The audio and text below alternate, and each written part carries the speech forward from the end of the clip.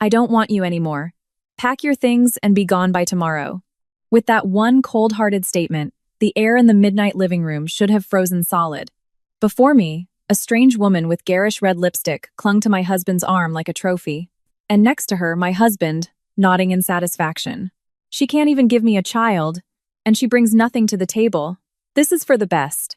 Such unbelievable words were thrown around casually in this surreal space.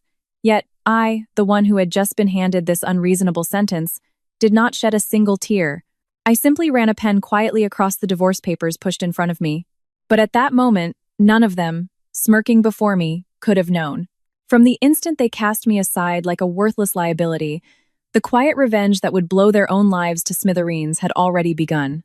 The hands of the clock had just passed 11 at night.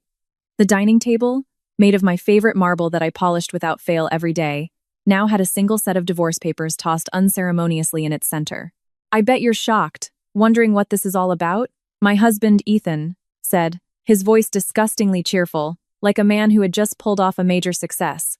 At 37, he had recently been promoted to the vice president position at his company, a long-held dream. Perhaps because of it, he had become more full of himself than ever, a condescending arrogance now permanently etched onto his face. Pressed tightly against Ethan's side was a flashy-looking woman, probably in her mid-20s. A luxury brand handbag sat on her lap, its cloying perfume filling the quiet living room. "I'm so sorry, Mrs. Thompson," said the woman, who introduced herself as Jessica. "But Ethan just insisted he wants to build a new life with me." Though she spoke words of apology, her eyes were filled with a clear sense of superiority and disdain for me. Some people just can't compete when a real power couple gets together, can they? At Jessica's words, followed by a light titter, I simply stared back at her in silence. A real power couple. Those words, in the past, would have been a sharp blade, gouging my heart deeply. I lost my parents in a sudden accident when I was a child, and grew up being passed from one relative's house to another. Everywhere I went, I was treated as an unwanted burden, feeling small and out of place. Still, I studied desperately, earned a scholarship, and went to college. I worked myself to the bone to finally grasp a normal, happy life, a warm home. That was what my marriage to Ethan was supposed to be. Jessica is right. Connections are what matter, after all, the mother-in-law chimed in with a shrill voice, lounging on the sofa. She had always been a person strangely obsessed with social status and appearances. A girl with no family, no background. She brings nothing to the table. To think my son married a woman who's a total unknown was a disgrace to this family's name. From the beginning of our marriage, she had hurled such words at me without a second thought. Ethan, who had initially defended me, had a drastic change in attitude as he climbed the corporate ladder. He began to ignore me with a click of his tongue when I spoke, and his temper tantrums over trivial things became a daily occurrence. Lately, he had been staying out until the dead of night like this. A woman from a good family with connections like Jessica is more suitable to be by my side now, not some nobody like you. You get that, right? Ethan looked down on me with cold eyes, as if looking at an old, unwanted piece of furniture. Besides, you have no family to go back to, no one to back you up. You have nothing. You're an empty woman. Once I stop supporting you, you won't even be able to survive. I'll cover the security deposit on this apartment, so just sign the papers and get out. Listening to his words, I realized that my heart had turned completely, almost unnervingly, cold. There was no sadness, no anger, not even despair. There was only a quiet resignation, a final confirmation. So these people truly are this irredeemable.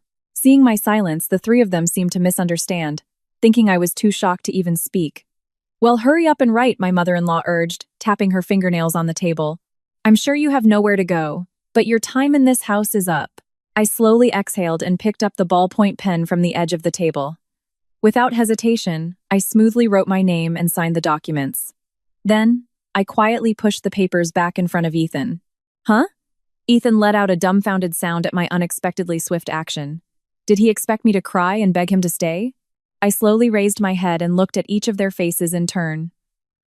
"As you wish, I will disappear." My voice was surprisingly low and clear, even to myself. In that instant, the air in the living room seemed to freeze. Jessica's triumphant smile tightened slightly, and my mother-in-law frowned with a wary expression. But Ethan quickly scoffed it away. "Huh. Don't act tough. You'll be lost on the streets soon enough and realize how much you needed me." He said this and smugly tucked the divorce papers into his expensive designer briefcase. Watching his triumphant face, I smiled quietly to myself. Yes, goodbye, Ethan. You may not know it, but I am not the kind of woman who will just silently accept defeat. You will soon learn that, down to the very marrow of your bones, because the quiet, calculated revenge I have been meticulously preparing has already entered its final stage. How intensely I had longed for what I considered a warm family, Ethan, more than anyone should have known. That is likely why he could utter such cruel words so effortlessly. My parents passed away in a sudden car accident when I was just 6 years old. The warm dinner table filled with laughter, my mother's gentle scent, my father's large hand things that were a given until yesterday all slipped through my fingers forever, accompanied by the piercing sound of sirens. My life from then on was anything but smooth. Having lost my family, I was passed around among relatives. That girl is coming again? We barely have enough for ourselves. They should just put her in a foster home. I grew up always hearing the piercing whispers of adults from behind the closed doors of dimly lit rooms. I am an unwanted, burdensome presence. That cold, cruel reality planted a deep, dark root called loneliness in my young heart. That's why I worked so desperately not to be a bother to anyone. I juggled multiple part-time jobs while studying furiously, received a scholarship to go to college, and fought hard to find a job during an economic downturn, seizing an independent life with my own hands. And at the end of that blood-sweating effort, the modest, ordinary happiness I finally grasped was my encounter with Ethan in our marriage. When we first met, Ethan was a truly kind and sincere young man. Who cares if you don't have parents? That's proof that you've worked so hard on your own, Grace. From now on, I'll be your real family. You don't have to cry alone anymore.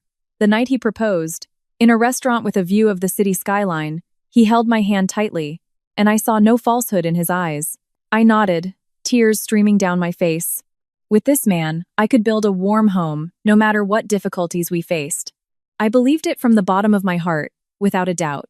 However, that fleeting illusion began to crumble with a crash from the day we went to meet his parents for the wedding announcement.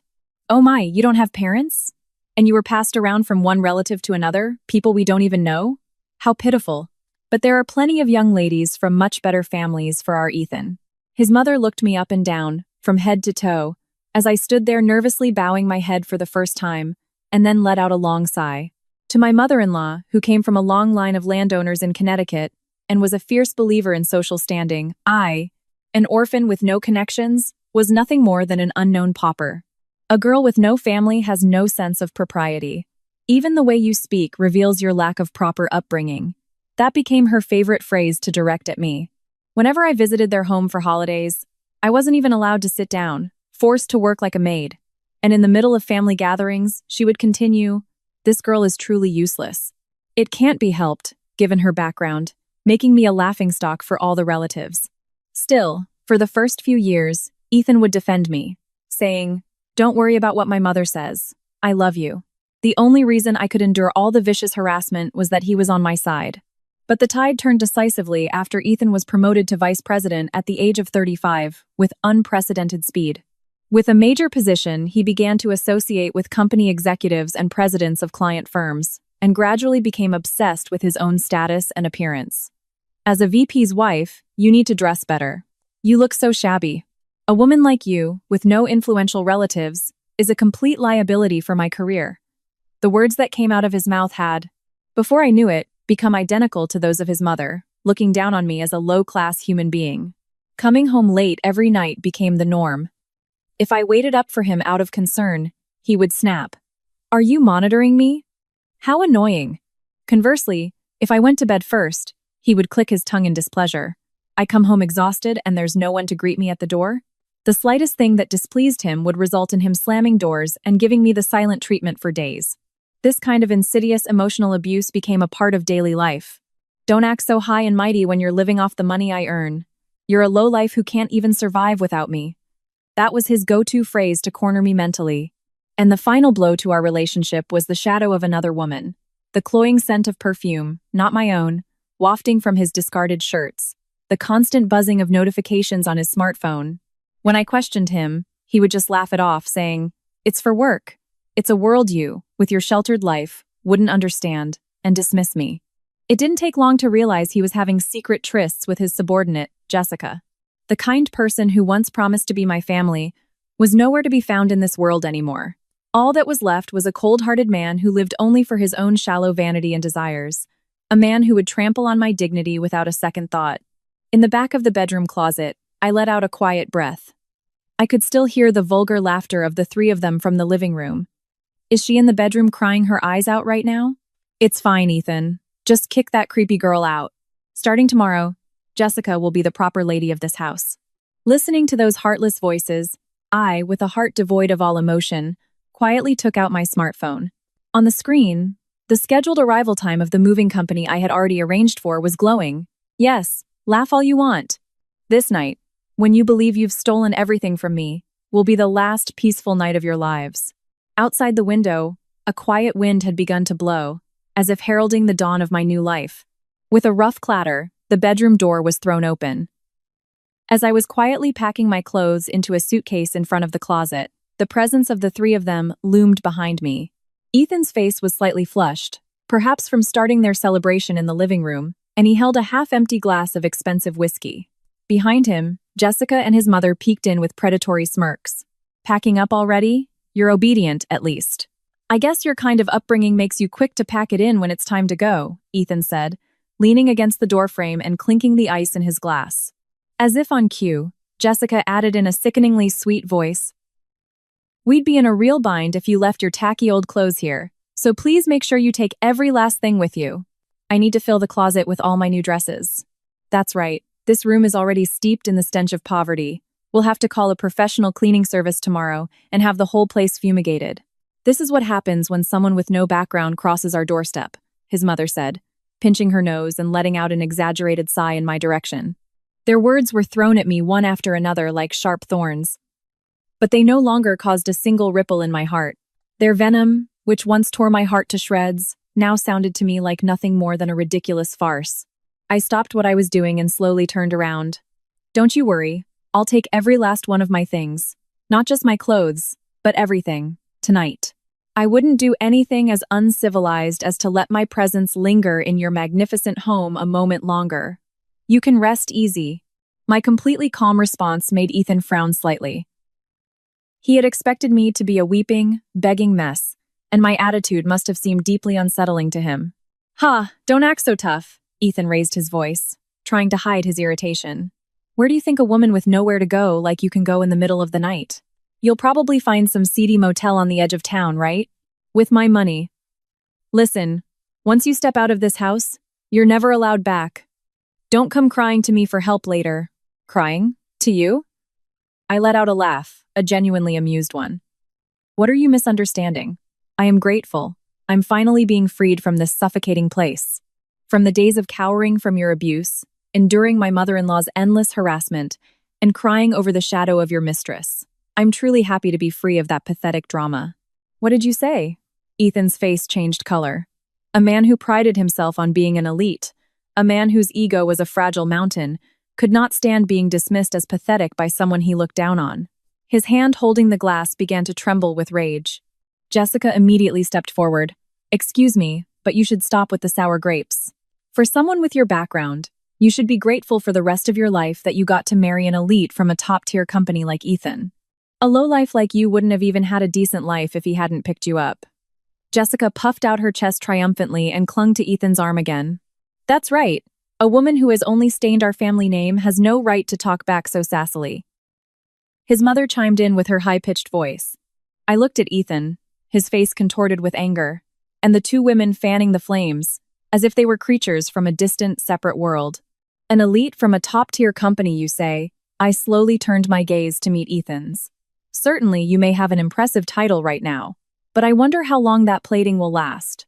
You don't even seem to realize how thin the ice you're standing on is." "What the hell are you trying to say?" Ethan's voice dropped. My quiet yet confident tone may have triggered an instinctive sense of crisis in him. "Just now, Jessica, you mentioned a power couple. And, mother-in-law, you believe that connections are more important than anything. But what do you people know about real partnership? A relationship built on lies, vanity, and a willingness to betray people for your own desires. What part of that is real?" The moment I said it, Ethan's face turned beet red with fury. "You bitch. Who do you think you are, talking like that? Who do you think put food on your table? He shouted and was about to lunge at me. It was at that exact moment. Ding dong. The clear chime of the intercom echoed through the silent apartment. The three of them jumped, their bodies freezing. Who is it at this hour? Ethan muttered warily. As I quietly zipped up my suitcase, I answered, It's the moving company, here to take my things. A moving company? Yes. I arranged for a team of professionals specializing in overnight moves a few days ago. I told you, didn't I? I'll be gone by tonight. I pulled a heavy black attaché case from the back of the closet, a case I had kept hidden for a long time. Inside, sleeping as a thick stack of files, was a trove of evidence that they would never want to see the light of day. I held the attaché case firmly and walked past the three of them, who stood there dumbfounded. Go on, by all means, celebrate with your new, real family, because this will be the last peaceful night of your lives. Without a single glance back, I walked toward the front door, where the intercom was still buzzing. Thrown at my back was only the presence of the three of them, wrapped in a stunned and eerie silence. On this night, the flimsy world that Ethan and the others believed they had built would begin to crumble with a deafening crash. The starting bell had just quietly rung. When I opened the front door, 4 burly men in impeccably tailored black suits stood there, lined up in silence. Our apologies for the late hour. We've come to retrieve the packages, the man who seemed to be the leader said with a deep bow. Without another word, they began to efficiently carry out the boxes and suitcases I had stacked in the entryway. Perhaps startled by their flawless efficiency and strange air of intimidation, Ethan and the others who had followed me were momentarily speechless. But they quickly regained their characteristic arrogance, crossed their arms, and scoffed. What's this? You called in a pretty dramatic moving crew. Are you trying to put on a final show with the last of your savings? I bet it's from the slush fund you skimmed from the money I earned. For someone with no background, you sure have a lot of pride, Ethan sneered. Following his lead, a shower of malicious words began to pour from the mouths of the three of them. Ha, really? Clutching that heavy black case so tightly. I bet it's just full of cheap clothes and junk, Jessica said, pointing at the attaché case in my hand and laughing mockingly. She was smiling innocently, not suspecting for a moment that its contents were a bundle of evidence of fraud and infidelity that would end their lives. Besides, you're so plain, Mrs. Thompson. You have no glamour at all to be walking next to an elite like Ethan. Everyone at the company says he looks much better with me by his side. Now, the right couple can finally be together. Jessica sidled up to Ethan, clinging to his shoulder. Jessica is absolutely right. Now the air in our house can finally be clean, the mother-in-law said, theatrically fanning her face with her hand and glaring at me as if looking at something foul. Just the thought of breathing the same air as a woman with no family to speak of was enough to make me sick every day. Ethan, make sure you have the place professionally aired out tomorrow. We can't have even a hint of that jinx around, or it might bring down your good fortune for your career. From now on, a proper young lady with breeding and class like Jessica will protect this house. I'm so relieved. I know, Mom. Honestly, it was a moment of youthful indiscretion, but to think I took pity on and married a woman with no value whatsoever, it's the biggest stain on my life. A woman with no value.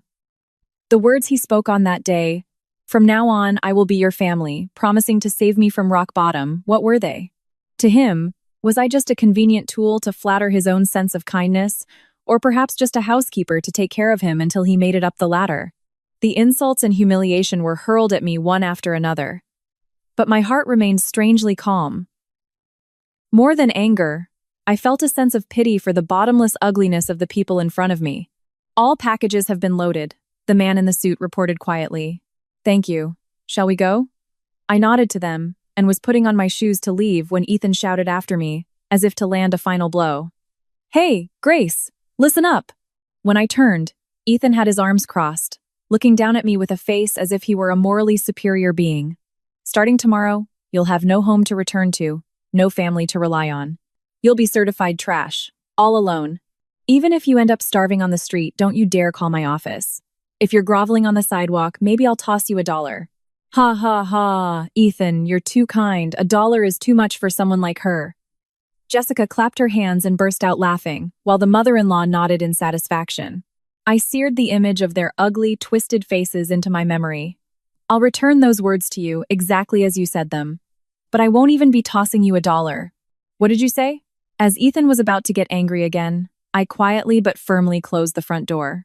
A dull thud echoed in the apartment hallway, completely shutting out their filthy voices behind the thick steel door. The cold night air brushed against my flushed cheeks. As I exited the building's lobby, I quietly got into the passenger seat of the waiting vehicle. "Are you certain about this, madam?" the older man behind the wheel asked in a quiet voice. It was a voice too deep and composed for a simple mover. "Yes, I've seen more than enough of their true nature," I said, clutching the attaché case in my lap and staring at the flowing nightscape outside the window. "Starting tomorrow, erase all traces of me. Make sure they can never find me again." "Understood, madam." And so, I, Grace, the supposedly powerless wife, completely vanished from Ethan's and the others' lives. In that apartment, they were probably opening a bottle of expensive wine, toasting to their victory now that the nuisance was gone. However, at that time, I had yet to imagine that they would launch another, even more despicable attack in an attempt to push me further into the abyss. The morning after I quietly left the apartment, I was shown to the presidential suite on the top floor of one of the city's most exclusive luxury hotels. Waking up in a plush, pure white bed and taking a sip of freshly brewed Earl Grey tea while gazing out at the New York City skyline from the massive window, that simple act filled my heart with an unprecedented sense of peaceful liberation. But that tranquility was shattered by a single incoming call that made my smartphone vibrate. The screen displayed a call from the director of Sunnybrook Children's Home, the facility where I had stayed as a child. The director was a woman who had treated me like her own daughter and had continued to care for me even after I became an adult. "Hello? Mrs. Gable? What's wrong calling so early in the morning?" I answered in a bright voice, but from the other side of the receiver came the director's unusually strained and trembling voice. "Grace. Oh, thank goodness. You're safe. Where are you now? Are you hurt?" "Hurt? No, I'm not hurt at all. What happened? You sound so frantic." "Just a little while ago, Ethan called the home. He was absolutely furious," she said. Hearing the director's words, I narrowed my eyes. Ethan had resorted to a vile tactic to socially isolate and utterly corner me. According to the director, Ethan had called the home first thing in the morning and screamed at her. "That damn Grace ran off with another man, taking millions of my money. If she comes crying to you, don't you dare help her. If you let her set one foot on the property, I'll sue this facility for harboring a criminal. With my connections, I can have all donations to this dump stopped in an instant." My hands trembled with anger at the blatant lies and despicable threats. The only things I had taken were my own personal savings from before the marriage and my personal belongings. I hadn't touched a single cent of Ethan's money. On the contrary, I had covered most of our living expenses with money from my part-time job. Ethan's salary had all disappeared into his bar tabs to maintain his image and gifts for his mistress. "Grace, I know you better than anyone. I know you're not the kind of person who would do something like that. But with your husband in that state, there's no telling what he might do. Maybe you should talk to the police." The director's voice was a mixture of deep affection and fear for my safety. "Mrs. Gable, I'm so sorry to have worried you, but it's okay. I have a safe place to go, and the idea that I stole money is a complete lie. I will absolutely not cause any trouble for the home. So please, don't worry." I reassured the director in the calmest voice I could manage and hung up. Immediately after, I noticed a voice message from Ethan on my phone. When I hit play, his familiar voice, filled with malice and triumph, echoed through the quiet suite. "Hey, Grace, are you shivering on some street corner by now? I was surprised to see all your junk gone this morning. You even took the dishes Jessica was planning to use. How pathetic can you get? But your cheap tricks won't work on me. I had all the credit cards and bank accounts you were using frozen first thing this morning. And I also made a call to that pathetic little children's home you love so much. I told them you're a thief. Now you have no place to go, no money, and no one to help you. How does it feel? Do you feel the full weight of your powerlessness? If you come groveling to me by this evening, maybe I'll spare you $100. Come and apologize on your knees." The message ended abruptly. Ethan truly believed he was in complete control.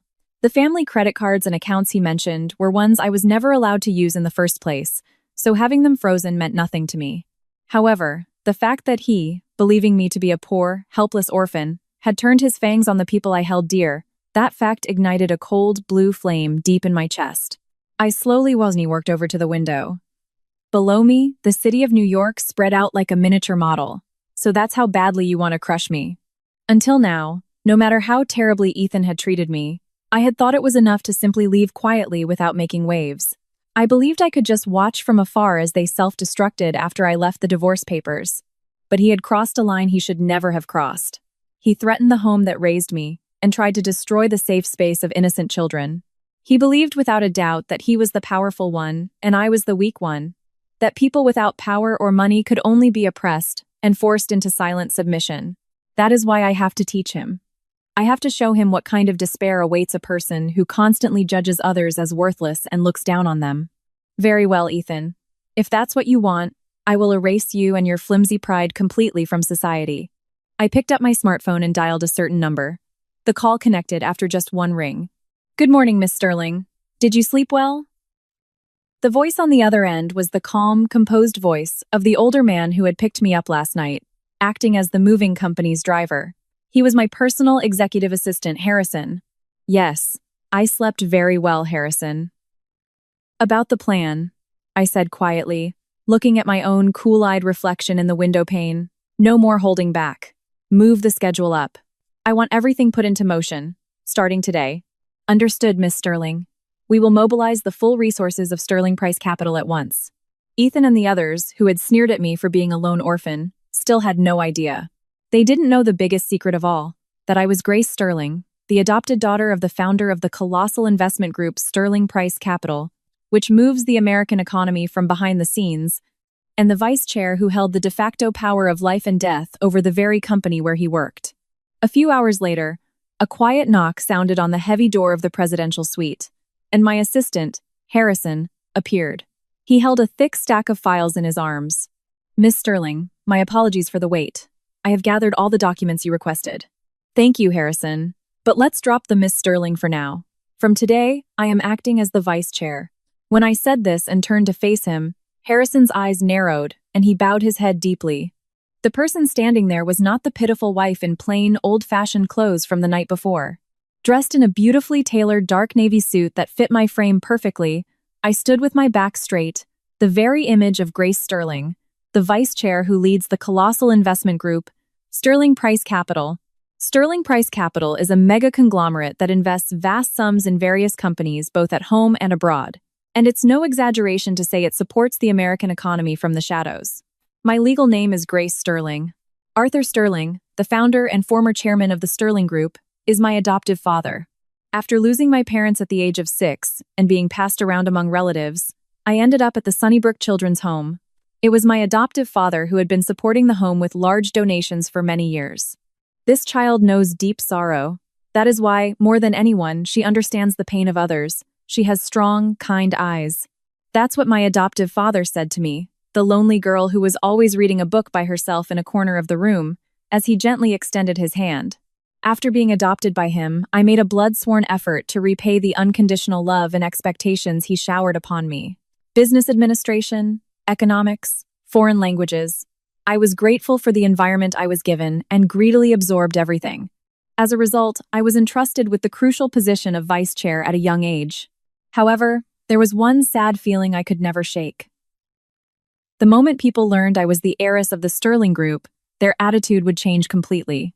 I had seen more than enough of adults who bowed deeply not to me, but to the vast assets and power behind me. That's why I wished from the bottom of my heart to meet someone who would love me for who I am, just Grace, a single person, regardless of family name, title, or money. To make that dream come true, I hid my identity and took a job as a regular office worker. That's where I met Ethan. Who cares if you don't have parents? That's proof that you've lived your life working hard on your own, Grace. From now on, I'll be your family.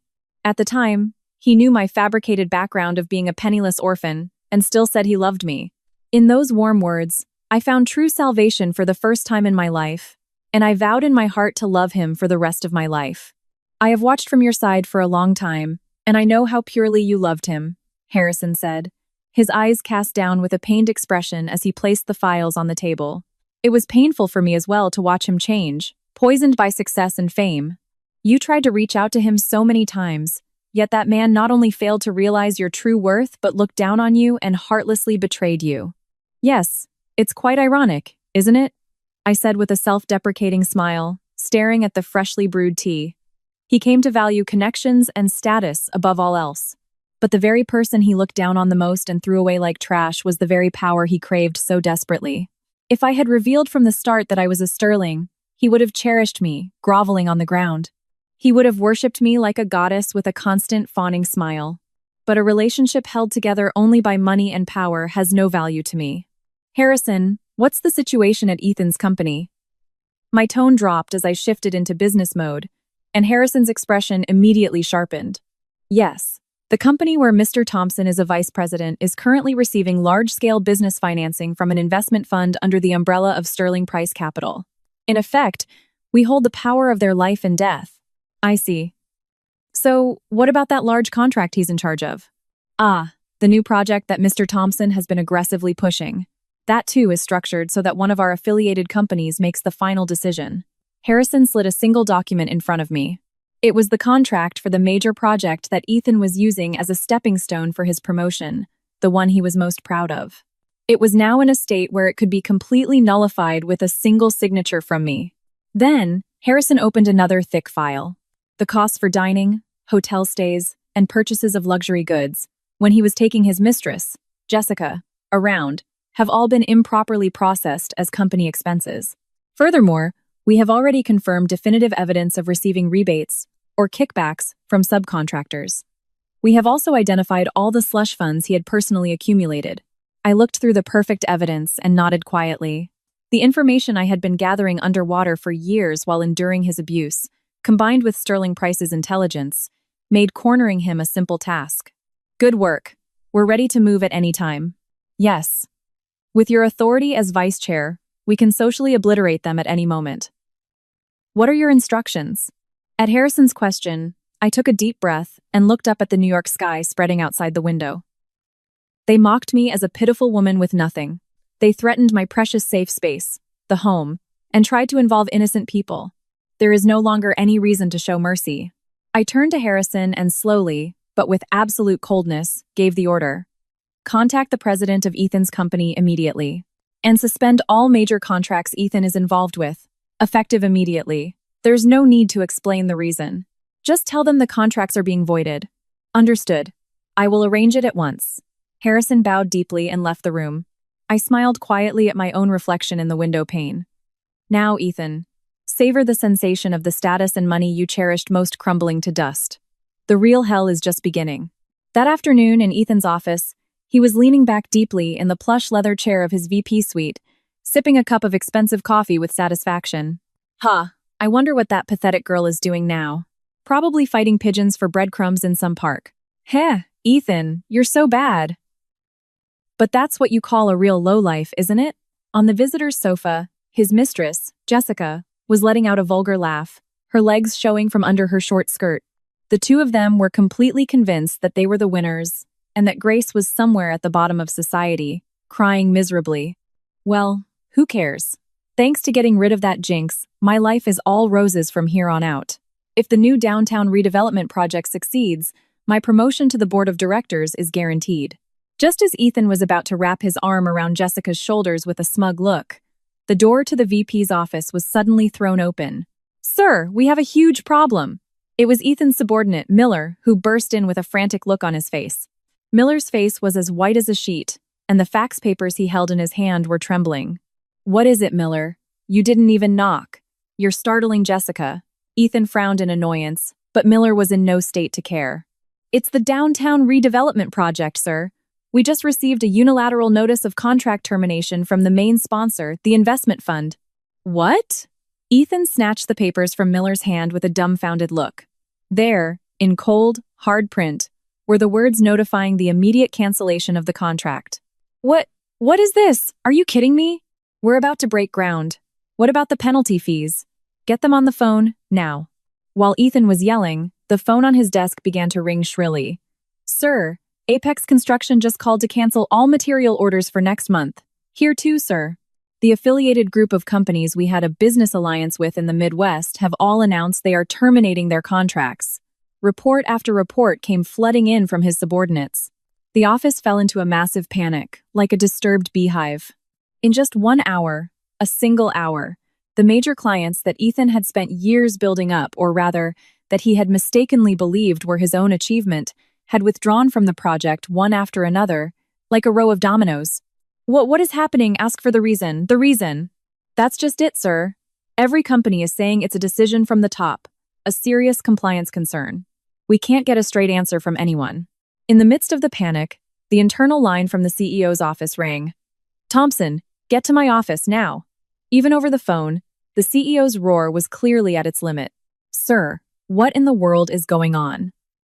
When Ethan rushed into the CEO's office, he found the CEO in a rage, having just smashed an ashtray on the floor.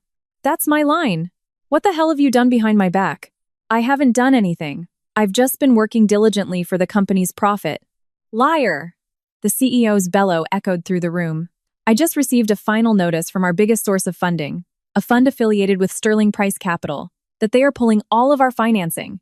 When I demanded a reason, they said it was due to significant compliance violations and acts of bad faith by a specific individual at your company.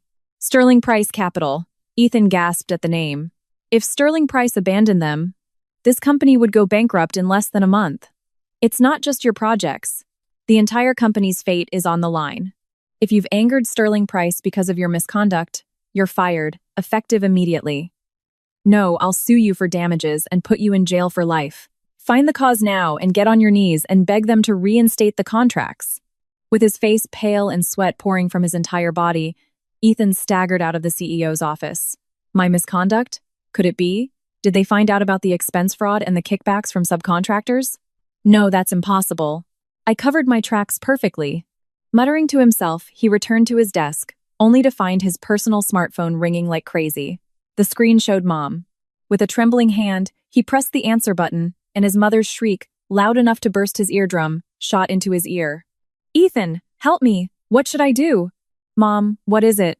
I'm in the middle of a huge crisis at work. My business is finished. The manager of our main bank just rushed in, looking frantic, and told me they're stopping all our loans. And they're demanding we repay the $500,000 we owe in a lump sum by next month. $500,000 in a lump sum? Why so suddenly? His mother ran a high-end boutique and a small real estate business in their hometown in Connecticut, presenting herself to the community as a wealthy socialite. But in reality, her business was a house of cards built on massive bank debt. I don't know. The bank just said it was a directive from their headquarters that our credit rating has dropped to 0. At this rate, they'll seize the house, the land, everything. Ethan, you're an elite, right? Do something. On the other end of the line, his mother, who was always lecturing others, was weeping in a pathetic voice he had never heard before. Mom, calm down. I'm not in a position to.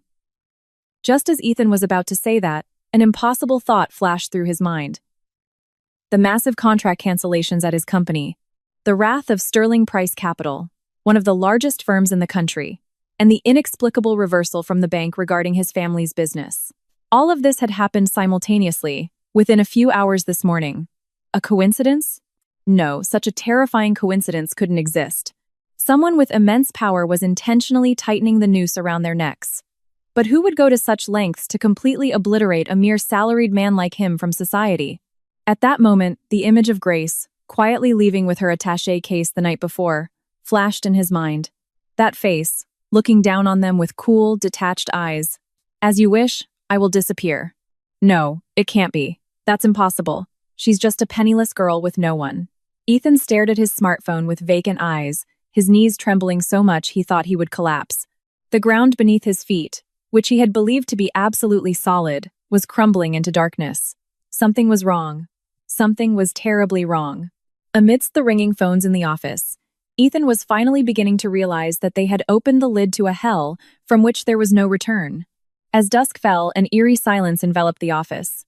The phones, which had been ringing incessantly just hours ago, were now completely silent. The employees, all with pale faces like rats fleeing a sinking ship, had scurried home. Left alone, Ethan loosened his tie, his dress shirt soaked in cold sweat, and held his head in his hands at his desk. Hey, Ethan, you're done with work, right? Let's go get some French food. I'm starving, Jessica said, sidling up to Ethan's back with a cloyingly sweet voice, completely oblivious to how desperate the atmosphere in the office had become. In her mind, the only thing that existed was the rosy future of herself becoming the wife of an elite VP. Shut up, just be quiet. Huh? Why are you making such a scary face? It's just 1 or 2 canceled contracts. It's not a big deal. With your skills, you'll land a new deal in no time. Jessica's carefree laughter sounded to Ethan like the grating noise of a saw on his nerves. It wasn't 1 or 2. In the last half a day, every single project Ethan was in charge of had been completely halted, and every last cent of funding from the company's major clients had been withdrawn. The CEO had declared, spitting, that if he couldn't resolve the situation by tomorrow, it wouldn't just be a dismissal for cause. They would sue him for damages and force him into bankruptcy. Damn it. All of them, turning on me like that. Who the hell is trying to sabotage me? Ethan gripped his smartphone with a trembling hand and began calling the powerful connections in the business and political worlds who had supported his career. But the results were disastrous. Calls were rejected. The few who answered hung up in a frightened voice the moment they heard Ethan's name, telling him never to contact them again. It was as if the very existence of Ethan Thompson had become a deadly plague that no one dared to touch. The last person he clung to was a senior executive at a major investment bank who had once favored him and had pulled some strings for his big project. After more than 10 rings, the call finally connected. "What is it, Thompson?" The executive's voice over the phone was as cold as ice, with the tone of a stranger. "Mr. Davison, please help me. All of our funding from the Sterling Price affiliated fund was suddenly cut off. It has to be some kind of mistake, right? Please, could you speak to the higher-ups at Sterling Price?" "Don't be a fool." A roar, loud enough to burst his eardrum, came through the phone. "Because of you, our bank received a warning from Sterling Price that they would suspend all business with us." "A mistake? Don't make me laugh." This was a direct order from the top of Sterling Price Capital. The top? But I've never even met any of the executives at Sterling Price. Never met them? Listen. Sterling Price has definitive proof of your embezzlement and accounting fraud. And not just that. They even know about your mother's debt-ridden House of Cards business. Who the hell did you cross, Thompson? Proof of embezzlement. The blood drained from Ethan's face. The kickbacks from subcontractors. The misuse of company funds for his trysts with Jessica that was his secret side, which he had personally managed and concealed so that no one would ever find out. The person you're dealing with is the vice chair of Sterling Price, the one who pulls the strings of the entire American economy.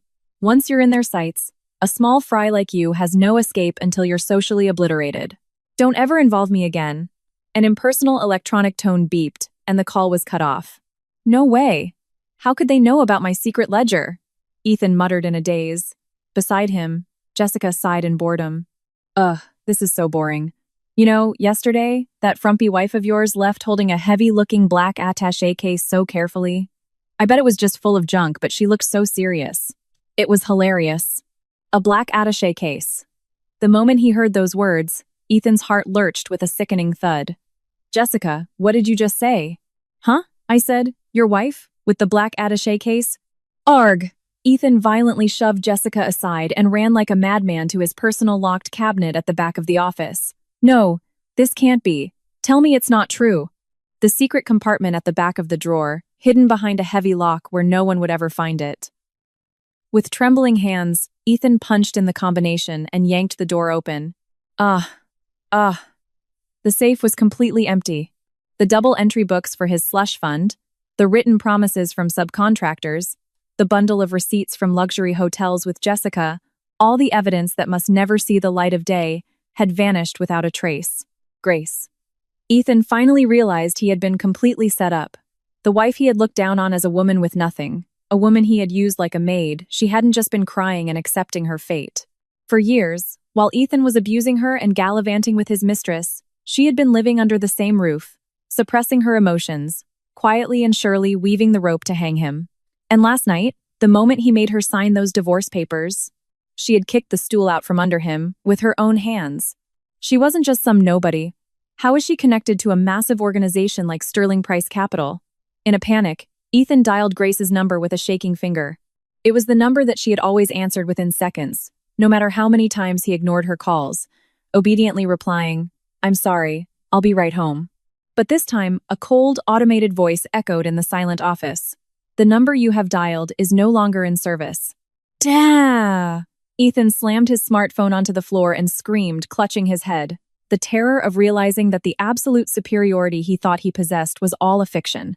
The moment of downfall, of realizing the bug he had been crushing under his foot, was actually a colossal monster towering over him. As if to mock him, the night view of New York outside the window glittered coldly.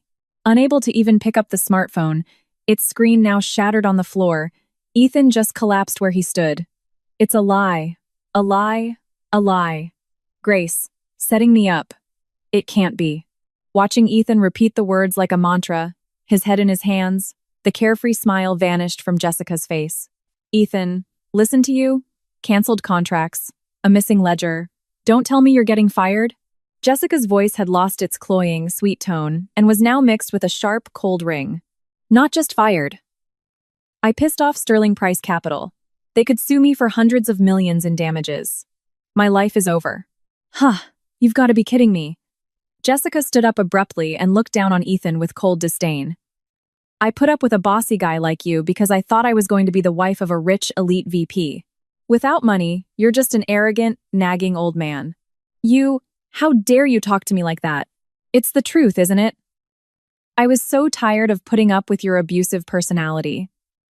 The thrill of taking you from your wife was fun, I guess. But I have no use for a broke man. Jessica spat out the words with disgust, snatched the luxury handbag from the sofa, and stood up. That's it. As for alimony, make sure the credit card bill for the things you bought me gets paid. Goodbye, Mr. Elite. With the sharp click-clack of her heels, Jessica left the office without a single glance back. Wait, Jessica, you're abandoning me too? Ethan reached a hand into the empty air, but all that remained was the hollow silence of the deserted office. Abandoned even by his mistress and pushed to the depths of despair, another blow was about to land on Ethan. Hasty footsteps echoed down the hallway. Ethan! Ethan, where are you? The door burst open and his mother rushed in, looking frantic. She, who always wore expensive designer clothes and perfect makeup to play the part of a high society lady, was now a shadow of her former self. Her luxurious silk blouse was wrinkled, her hair was a mess, and her nearly bare face was ashen with terror. She looked like she was being chased by something. Mom, why are you at the office? Your phone wasn't connecting, so I took a cab. Hurry up and get me the $500,000. The bankers are at my store, seizing everything of value. My diamond ring, my mink coat, all the neighbors were pointing and laughing at me. At this rate, they'll take the house, the car, everything, and I'll be out on the street. The mother-in-law grabbed Ethan's lapels and screamed in a hysterical state. Are you kidding me? I don't have that kind of money. They're about to sue me for hundreds of millions. Ethan shoved his mother away with all his might. She fell to the floor and stared at him with eyes of disbelief. What are you saying? You're an elite VP. You can't even come up with that much money when your own mother is in trouble? We come from a proper family. I'm telling you, that elite status is gone. The main bank, the clients, it was all on the orders of Sterling Price Capital. They all pulled out on me. Sterling Price, the biggest investment group in the country? Why would such a huge corporation suddenly come after a small local business like ours? The mother-in-law began to tremble on the floor. It was Grace's doing. She took the evidence of my embezzlement and leaked it to Sterling Price. No, it wasn't just a leak. She's connected to some huge, shadowy organization we can't even imagine. At Ethan's words, his mother shook her head hysterically. That poor, trashy girl? Impossible. A worthless girl with no family, no one would ever listen to her. It must be some kind of mistake. Then how do you explain this situation? All of this started happening right after we kicked her out yesterday. You can't just dismiss it as a coincidence. Ethan's roar finally silenced his mother. She covered her face with both hands and broke down, sobbing, "Oh, why did this happen? My perfect life. Why, because of that low-class little girl? This is no time for crying. At this rate, we'll be completely erased from society. We have to find Grace and somehow beg for her forgiveness." Ethan frantically scrolled through his shattered smartphone with a desperate finger and dialed the number for the Sunnybrook Children's Home, the place he had threatened that morning. If Grace was taking refuge anywhere, it had to be there. But what came back was the cold, automated message indicating a blocked number. "We're sorry. The party you are trying to reach is not accepting calls at this time." Damn it, why? In a panic, Ethan tried to contact Grace's friends and acquaintances, but then he realized a fatal fact. In the years of their marriage, he had been so utterly indifferent to Grace that he didn't know a single thing about her social life, let alone her hobbies or favorite places. What did I even know about her? Ethan, his mind solely on his own preservation, and his mother, capable only of weeping over her lost vanity. The two people who had looked down on Grace as a worthless human being without a proper family, who had thoroughly trampled on her dignity, were now trembling at the reality that they themselves were about to be discarded as worthless trash by society. Their panic and fear would only accelerate from here, as they were about to be confronted with the final, decisive truth. As dawn broke, a pale morning light streamed into the dim office. In the room where the air conditioning had been turned off, Ethan and his mother had spent the entire night making fruitless calls, only to be rejected time and again. Now, completely exhausted, they were collapsed on the floor. It's over. My life is completely over. With a stubble-covered chin and dark circles under his eyes, Ethan stared blankly at the ceiling. Beside him, his mother clutched her tattered, expensive blouse, her soul seemingly gone as she mumbled something incoherently. Something just didn't add up. Summoning his last ounce of strength, Ethan stood up and booted up his desk computer. Grace had undoubtedly stolen his secret ledger and leaked it to Sterling Price Capital. But how could a mere housewife have contacted the top executives of one of the largest investment groups in the country? Even if she had burst into a branch office with the evidence, there's no way the top brass would have immediately mobilized their entire corporate group on her word, Grace. Who at Sterling Price is she connected to? Could she be having an affair with one of the executives? Relying on his own vile imagination, Ethan typed Sterling Price Capital executives into the search engine. It was at that moment that the sound from the large wall-mounted television, which had been left on in the silent office, suddenly caught his ear. It was a morning business news program. Next up, a special feature. The colossal investment group said to drive the American economy from behind the scenes, Sterling Price Capital. A new face, long shrouded in mystery, has finally appeared in public. Sterling Price. Ethan's shoulders jolted, and he stared intently at the television screen. His mother, reacting to the name, crawled over to the front of the TV. On the screen, a large-scale press conference was being held in the grand ballroom of a luxury downtown hotel. Amidst countless flashing cameras, a lineup of executives from renowned corporations sat on the stage. Arthur Sterling, the founder and former chairman of the Sterling Group, had a successor whom he trusted above all others, a person to whom he secretly imparted his knowledge of business. It has been announced today that this person will officially assume the position of vice chair. As the anchor's calm voice spoke, the camera zoomed in on the center of the stage. A dumbfounded sound escaped Ethan's lips. Standing in the center of the screen, as if commanding the gray-haired executives around her, was a single young woman with a dignified presence. She wore a dark navy suit whose quality was palpable even through the screen, her back held perfectly straight as she stared ahead. Though her polished makeup and radiant aura made her seem like a completely different person, her face was unmistakably that of the woman Ethan had looked down on hundreds, thousands of times. Grace. As if seeing something unbelievable, Ethan clung to the television screen. Beside him, his mother's eyes widened as if they would pop out, and she screamed, "No way! Why? Why is that trashy woman standing up there? It must be a look-alike. It has to be." But as if to shatter their final grasp on denial, a large caption appeared on the screen, and the anchor announced the decisive fact. Sterling Price Capital's new vice chair, Grace Sterling. After losing her parents at a young age, she was raised in a children's home. However, her talent and deep empathy were recognized by the former chairman, Arthur Sterling, who adopted her and raised her as his own beloved daughter for many years. Adopted daughter of the founder of Sterling Price. The blood drained from Ethan's entire body in an instant. His knees gave out, and he collapsed onto the floor with a thud. On the screen, Grace began to speak to the sea of microphones with a quiet yet powerful voice. For many years, I have hidden my identity and lived as an ordinary member of society. This was because I wanted to be seen for who I am as a person, not for the Sterling Price name or money. However, in that process, I have seen far too many foolish people who judge others solely by their titles and social standing, and who carelessly inflict pain on others. Though her words were directed at the unspecified public through the television, to Ethan, it sounded as if Grace was looking directly into their eyes and speaking to them. As the vice chair of Sterling Price Capital, I will enforce strict adherence to compliance. We will not engage in any future business with companies or individuals who trample on human dignity.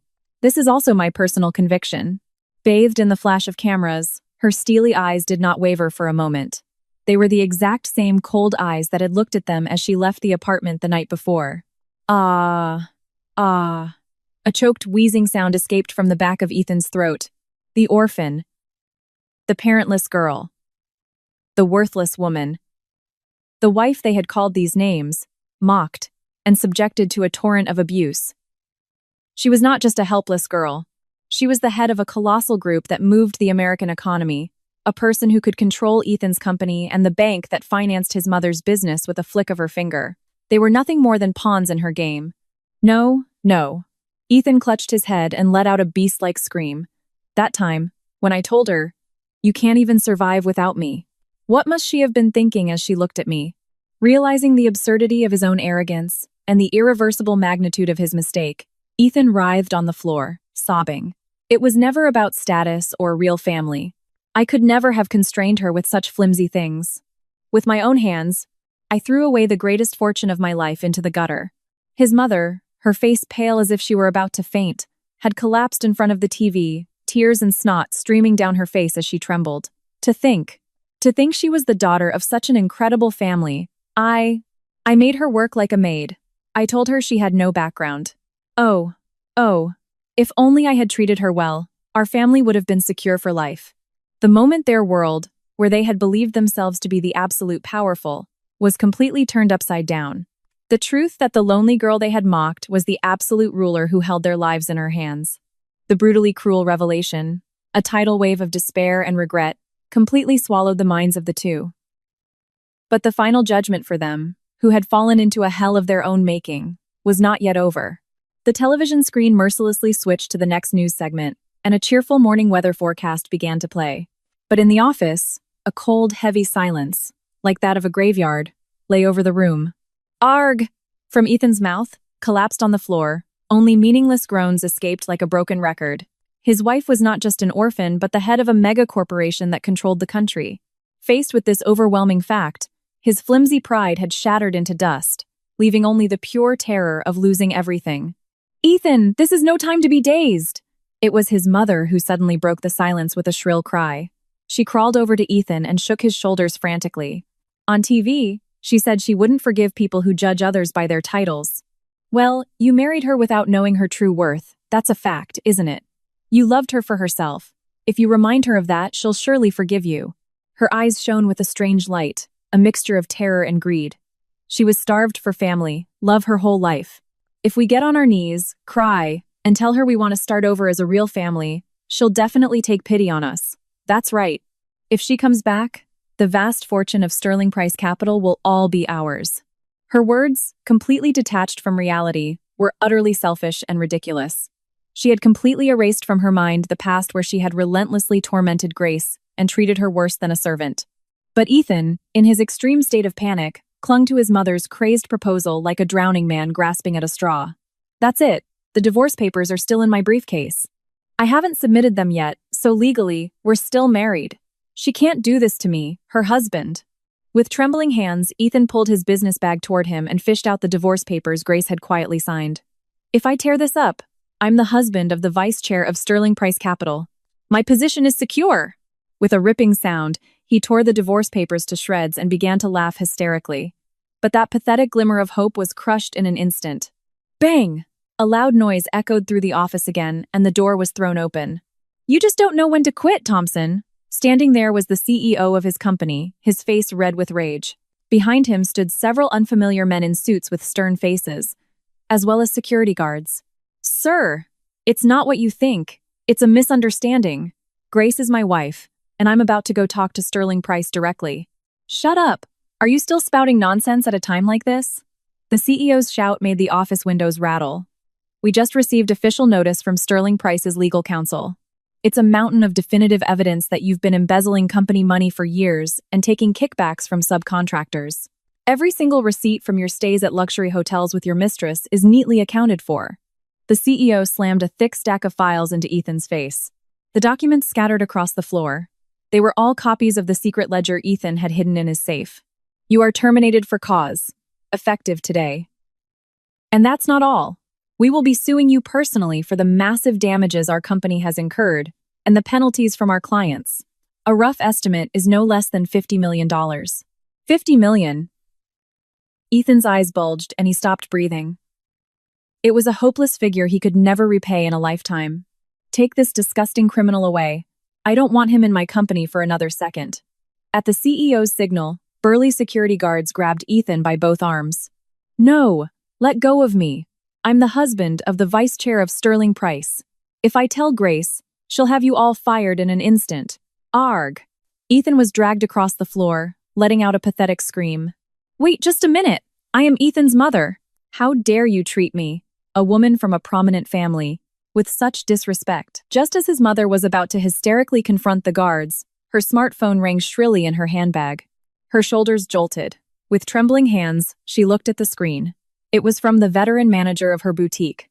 Hello? What is it? Ma'am, it's terrible. The people from the bank just came with a court officer and put a foreclosure notice on the store's door. They've seized everything in the safe, all the dresses. Another officer is on his way to your house right now. From the other end of the line came the sound of the manager's sobbing and the rough clatter of things being carried away. Ah, my reputation. My high society life. The mother-in-law's smartphone slipped from her hand, and her eyes rolled back as she collapsed to the floor in a dead faint. Mom, damn it! Let me go, let me go! What did I do? Ethan screamed, his face a mess of tears and snot. But the guards showed no mercy, dragging the unconscious mother and the weeping Ethan out of the office and dumping them like trash. The morning sun shone brightly. Thrown onto the concrete ground in front of the building's entrance, Ethan was met with the cold, curious stares of the office workers coming to work, and he curled up in a miserable ball. The arrogant man who, just hours ago, had believed himself to be a successful elite, had reached his pathetic end. Grace. Scraping the concrete, staring at his bleeding fingernails, Ethan stood up with a crazed, bloodshot look in his eyes. My life can't end here. That's right, Grace. I just have to go see Grace and talk to her. She loves me. She'll definitely forgive me. Having completely lost his sanity, Ethan left his unconscious mother on the ground and began to walk on shaky legs. His destination was singular: the headquarters of the colossal Sterling Price Capital, the building that stood at the apex of the American economy, unaware that what awaited him was not a glimmer of hope but the final, irreversible despair. Ethan walked his own path to hell. In the heart of downtown Manhattan, a towering skyscraper of steel and glass, exuding an imposing aura, stood tall. This was the headquarters of Sterling Price Capital, the very heart of the American economy. The people coming and going were all top-tier elites dressed in tailored suits. Into this beautifully polished lobby, a man with a disheveled tie, a stubbly beard, and bloodshot eyes burst in, shouting frantically, I need to see Grace Sterling. I'm her husband. You can't keep me out. Sir, you need to calm down. Please leave the premises, or we will have to call the police. Pinned by several burly security guards, Ethan continued to struggle, his voice echoing with entitlement. Get your hands off me! I have a right to see my wife! Grace, get down here and talk to me. The surrounding elite employees passed by, giving him the kind of cold, disdainful stare one would give a piece of filth. Grace, I know you can hear me. I was wrong. We're still married, damn it! Ethan screamed, trying to wrench himself free. It was at that moment. How utterly pathetic. I must ask you not to defile the lobby of Sterling Price any further. A quiet but ice-cold voice, filled with enough authority to change the atmosphere of the entire room, echoed out. The security guards cleared a path, and standing there was an older gentleman in a perfectly tailored three-piece suit. It was Grace's executive assistant, Harrison. Mr. Harrison, you. Ethan's eyes widened in shock, but he quickly saw an opportunity. You. Tell Grace to get down here. This is a misunderstanding between a husband and wife. And I tore up those divorce papers. They're gone. We are still legally married. Legally married? Huh. What fantasy are you living in? Harrison coldly flicked his gaze over Ethan's disheveled form, using his cane to block Ethan's path without even touching him. Those papers you so dramatically tore up were a color copy. The original was retrieved last night, and our legal team filed it with the court at 8:30 this morning. Your divorce has been officially finalized. Ah, a copy? Yes. You are now, in the eyes of the law, a complete stranger to Vice Chair Sterling. The lawsuits for damages and compensation will be served to you shortly. A $50 million bill, I believe.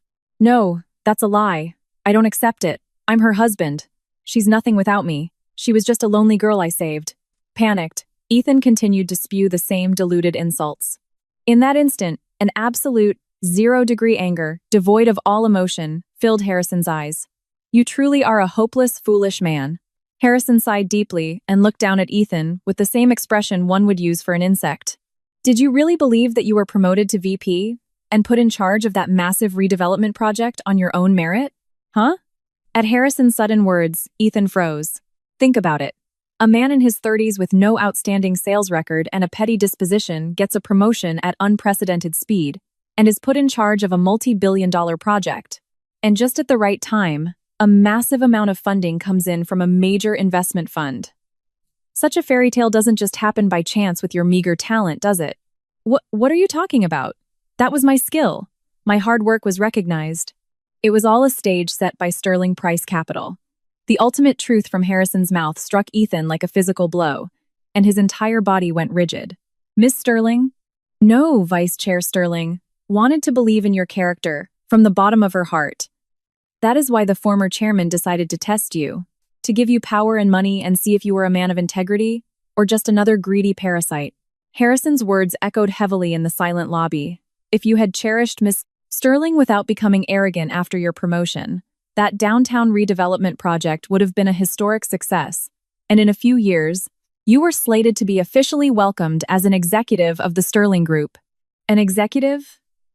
Of Sterling Price? A voice, as if his soul had been ripped out, escaped Ethan's lips. Yes, a place at the pinnacle of the American economy was promised to you from the very beginning. But what was the result? The moment you got a small title, you showed your true colors and revealed your naked arrogance. Harrison spoke with the coldness of a final judgment. You looked down on your wife as worthless, wounded her dignity with your abuse, embezzled company money, and paraded your mistress around. With your own hands, for the sake of your shallow vanity and desires, you threw away the most valuable platinum ticket in the world into a sewer. Ah, arg. The full weight of his colossal stupidity crashed down on him. He hadn't been superior, nor had he been talented. He had been nothing more than a ridiculous clown, dancing on the palm of his wife's hand, a wife who was as kind and powerful as a goddess. His elite status, his accomplishments, all a sandbox toy given to him by her family. What have I? Realizing the depth of his own stupidity, his bottomless arrogance, and the immense scale of what he had lost, Ethan's knees buckled. He didn't bow. He collapsed onto the pristine marble floor. It wasn't a plea for forgiveness, but a raw, animalistic howl of loss. What have I done? What did I throw away? He slammed his fist against the floor, a guttural sob of pure, selfish regret echoing through the silent, cavernous lobby. He wept for the lost money, the lost status, and the lost future. He wept for himself. But Harrison showed him not a shred of sympathy and turned his back on him coldly. Get this trash out of my sight, and ensure he never sets foot on this property again. Thrown out like garbage by the security guards onto the cold asphalt outside, Ethan looked up. The massive Sterling Price building, reflecting the sunlight, towered over him as if to reject him forever. The ultimate fate for a man who had judged and trampled on others as worthless was to be confronted with the brutally cruel reality that his own life had been completely worthless. It was the highest form of despair. On the top floor of the Sterling Price Capital headquarters, in a room that seemed to look down on the clouds, the vice chair's office was furnished with a heavy mahogany desk and a refined interior devoid of any unnecessary decoration. Standing in front of the room's enormous glass window, I was quietly looking down at the New York cityscape below, the cars and people moving about like miniatures. Once, in that small, boxed-in world, I had lived in fear of Ethan's heartless words, enduring my mother-in-law's harassment, living as if holding my breath. Now, all of that felt like a distant memory from a past life. A discreet knock broke the silence, and the heavy door opened. Vice Chair Sterling, I have returned. Good work, Harrison. It seems it was quite noisy downstairs, I asked without taking my eyes off the window. Harrison quietly walked to my side and nodded respectfully. Yes. The recently dismissed Ethan Thompson was causing a scene in the lobby. I have handled the matter and strengthened security to ensure he never approaches this building again. You will not be troubled by this matter again. And what did he say? A series of pathetic outbursts. He claimed to be your husband, then completely fell apart when confronted with the truth. He was begging for another chance, to get it all back. Hearing Harrison's report, I let out a short, sharp breath. Another chance. He would never know how long I had waited for those words.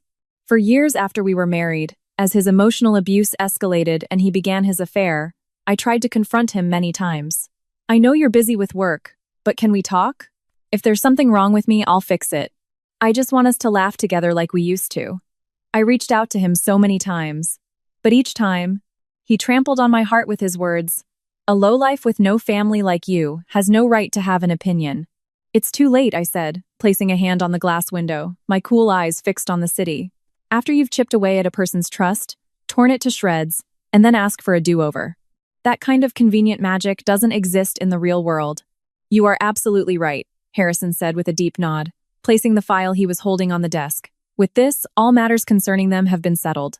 This is a final status report, but would you care to hear about their current situations?" "Yes, tell me." I turned and sat down in the chair at my desk, and Harrison began his report in a calm, matter-of-fact tone. First, regarding the mother-in-law. Her boutique and real estate company have officially gone bankrupt as of today.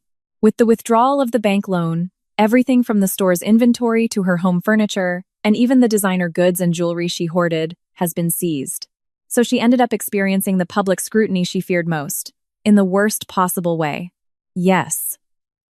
She became the talk of her neighborhood and was kicked out of her house like a vagrant. She has no relatives to turn to and is apparently moving between cheap motels, but who knows how long that will last. The mother-in-law had been obsessed with the intangible concepts of status and connections, and had thoroughly looked down on me, but her own life had been a facade built on massive debt and vanity. Now that the plating had been stripped away, there was no real family anywhere in the world to help her. Next, regarding Jessica, Ethan's mistress. The moment she learned of Ethan's downfall, she abandoned him and fled. Harrison continued with a somewhat cold smile. However, the credit card payments for the luxury goods that Ethan had been buying for her were all in her name. With Ethan's accounts frozen and his payments stopped, she is now burdened with hundreds of thousands of dollars in debt. The collection agencies have already started calling, and with her salary, she will inevitably have to declare bankruptcy. The woman who laughed that you can't win against a real family was also only connected by the flimsy bond of money. Indeed. And finally, regarding Ethan, Harrison lowered his voice slightly and looked me straight in the eye.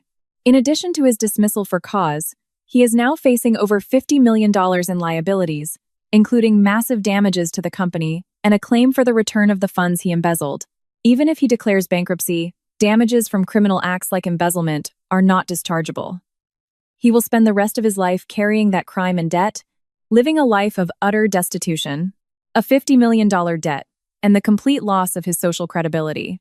He, who had believed himself to be a winner and sneered at me as a helpless woman who can't survive without me, had not only lost me but also his status, honor, money, future, his entire life. "It's all over," I said, taking a deep breath and then slowly exhaling. I felt the cold, heavy block of ice that had been lodged deep in my chest melt away with a crack. There was no sadness, no anger, nothing left.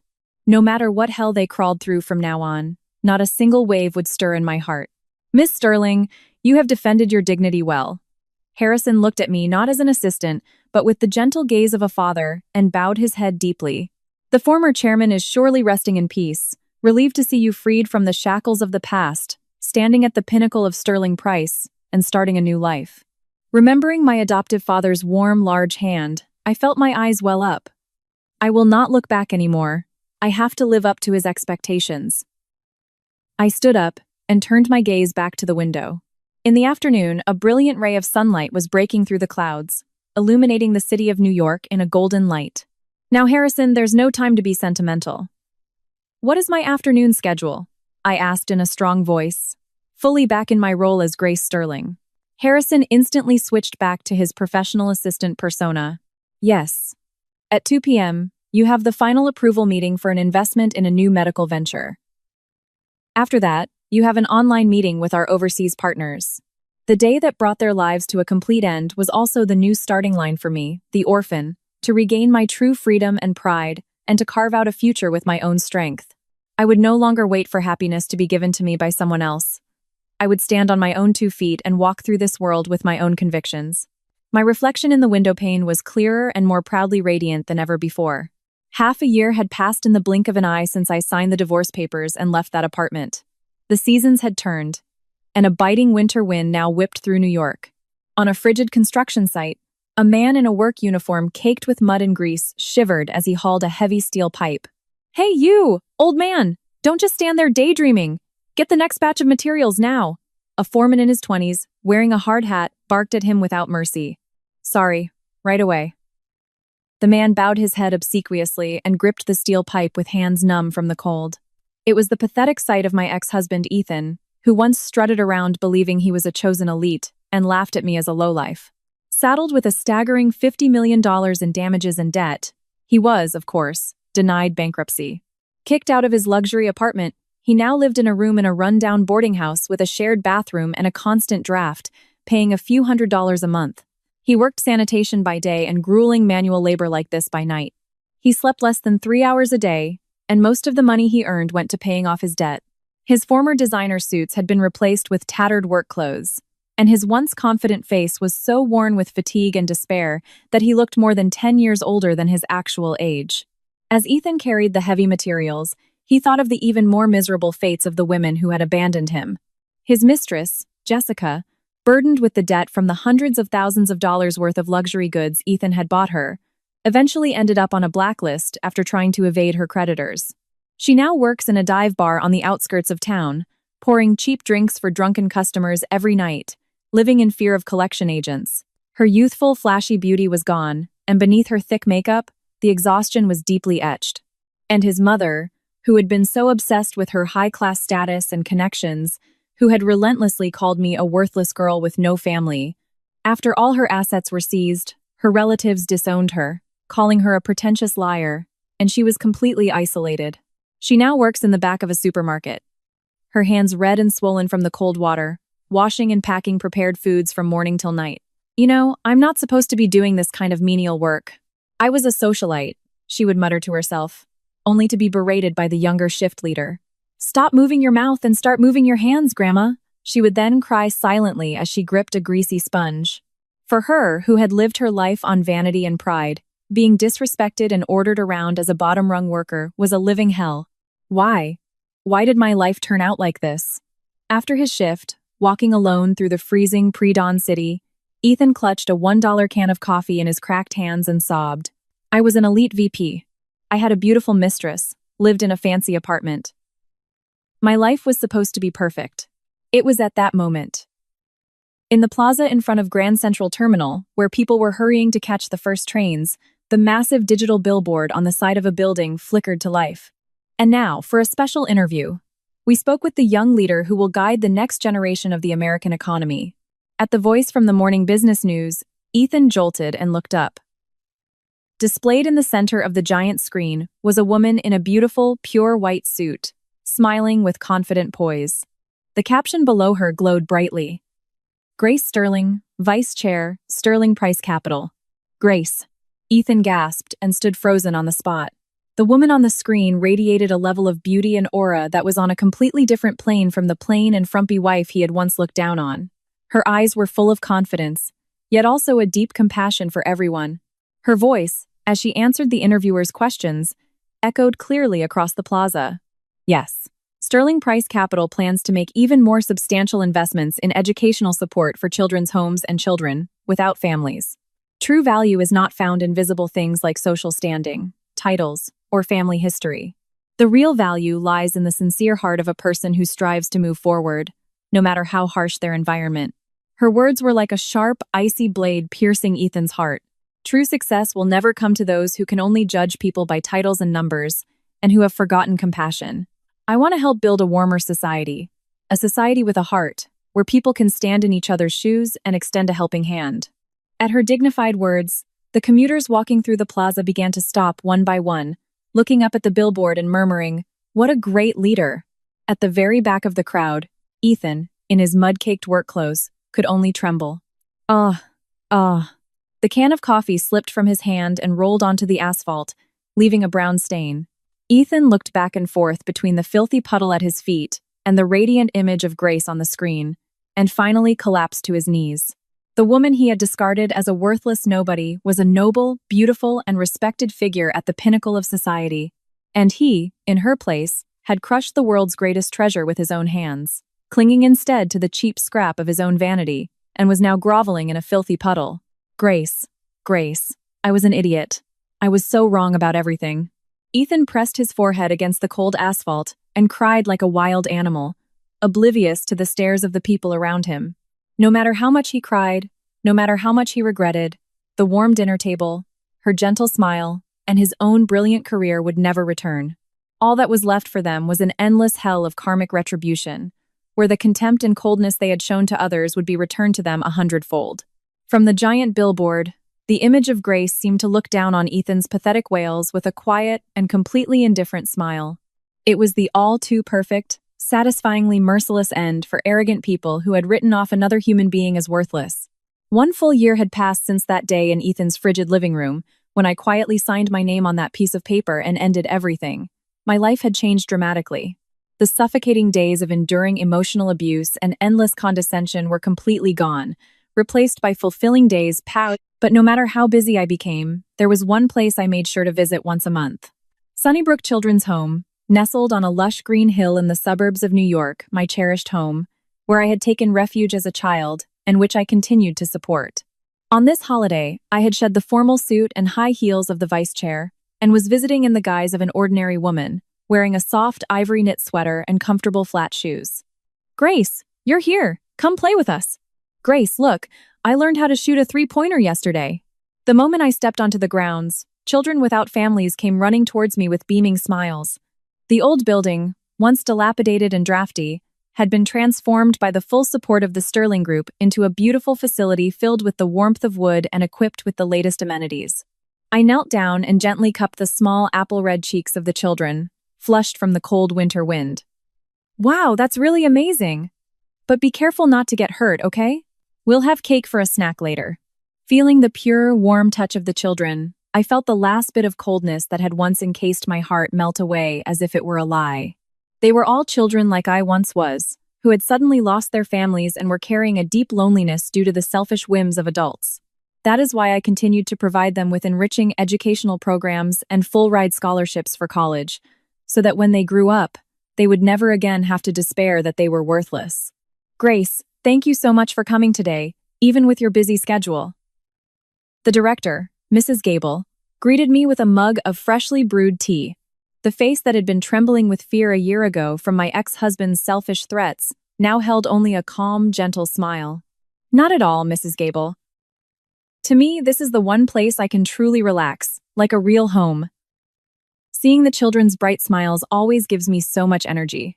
We sat down on the newly built, sun-drenched wooden deck, and the warm, gentle winter sun wrapped around our shoulders. The new library, the new computer lab. The children use them every day, their eyes sparkling. But more than anything, the fact that you come to see them regularly is the biggest encouragement for them. "You're the one who gave these kids the freedom and hope to choose their future," Mrs. Gable murmured. Her eyes narrowed as she watched the children energetically chasing a soccer ball on the field. Then, her expression suddenly turned serious, and she looked me straight in the eye. "But you know, sometimes I really wonder." "Wonder about what?" I tilted my head, and Mrs. Gable continued quietly, cradling her mug in both hands. "Grace, you lost your parents early, you were passed around by relatives, and you had a truly difficult childhood. Even as an adult, you were torn apart by that terrible husband and his family, your dignity trampled. You've experienced enough deep suffering that no one would blame you if you resented the world, stopped trusting people, and closed off your heart." Her voice trembled slightly. "So how can you still be so kind? How can you still have so much compassion?" At that direct question, I was a little surprised, and then a natural smile spread across my face. What came to mind was not the twisted faces of the 3 people who had called me trash, but the gentle smile of my adoptive father, who had given me unconditional love and taught me what true richness is. "That's because, Mrs. Gable," I began, my eyes still on the children playing on the field, my voice carrying softly into the clear winter air. "People who know loneliness don't easily abandon others." Loneliness? Yes. The emptiness of not being needed by anyone. The bottomless terror of being unreasonably oppressed and made to believe you have no value. I know all too well how dark, how cold, and how it can kill a person's spirit from the core. I gently placed a hand on my chest. That's why, when I see someone else trembling in loneliness and asking for help, I can't help but reach out my hand. If I had lived a life like theirs, protected by a prestigious family and money, a life where I never had to imagine the pain of others, I would never have been able to connect with the hearts of these children. That is the one true strength I received from that harsh past. Because I have been hurt, I understand the pain in people's hearts. Because I have a past of loss, I can cherish the small happiness right in front of me as the most precious thing of all. I see.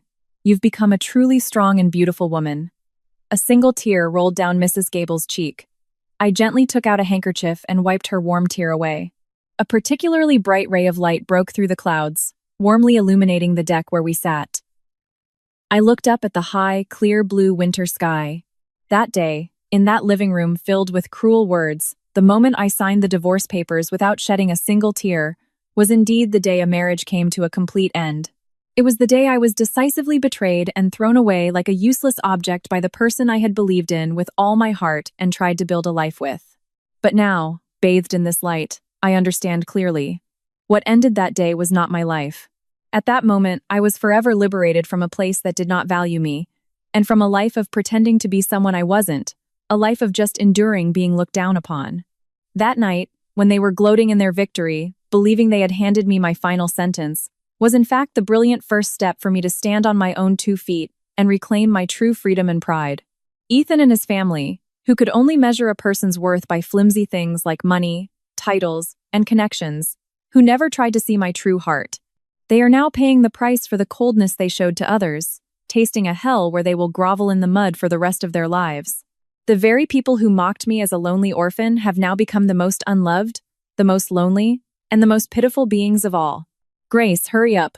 Let's play tag. You all have so much energy. I'm coming. Called by the children's bright, bouncing voices, I put down my mug, stretched, and stood up.